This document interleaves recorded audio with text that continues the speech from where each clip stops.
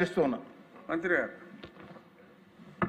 అధ్యక్ష, గౌరవ సభ్యులు అడిగిన దానికి సమాధానం. అధ్యక్ష, ఈ ప్రభుత్వం ఏర్పాటైన తర్వాత 2 దుర్ఘటనలు జరిగాయి అధ్యక్ష. ముఖ్యంగా కర్నూలు అలాగే మార్కాపురం ఇన్సిడెంట్ ద్వారా పటిష్టమైన భద్రతా చర్యలు తీసుకుంటున్నాం అధ్యక్ష. దానిలో భాగంగానే కేవలం ఫిట్నెస్ వల్లే కాకుండా హ్యూమన్ ఎర్రర్ వల్ల కూడా ఈ యాక్సిడెంట్ ప్రమాదాల వల్ల ఎక్కువ ప్రాణాలు కోల్పోతున్నారు అధ్యక్ష. ముఖ్యంగా గౌరవ సభ్యులు అడిగినట్టు ప్రమాదం గురైనప్పుడు ఆ టైమింగ్ కూడా చాలా బేస్ చేసుకోవాల్సింది అధ్యక్ష. ఎందుకంటే స్లీపర్ బస్సులు అన్నీ నైట్ టైం ట్రావెల్ చేయడం జరుగుతుంది అధ్యక్ష.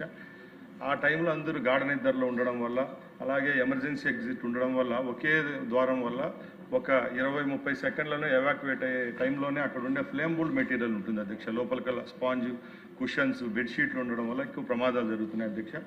దీని మీద స్ట్రిక్ట్గా రూల్స్ తీసుకొని రావడం జరిగింది. అలాగే ఇద్దరు డ్రైవర్లు అయితే గత 6 నెలలుగా చేయడం జరుగుతుంది. ఎక్కడ చెకింగ్ చేసినా కూడా ప్రతి ఇద్దరు డ్రైవర్ లేని బస్సు అక్కడే సీజ్ చేయడం ఉంది అధ్యక్ష. దాని డీటెయిల్స్ కావాలంటే నేను మన గౌరవ సభ్యులకి ఇస్తాను అధ్యక్ష.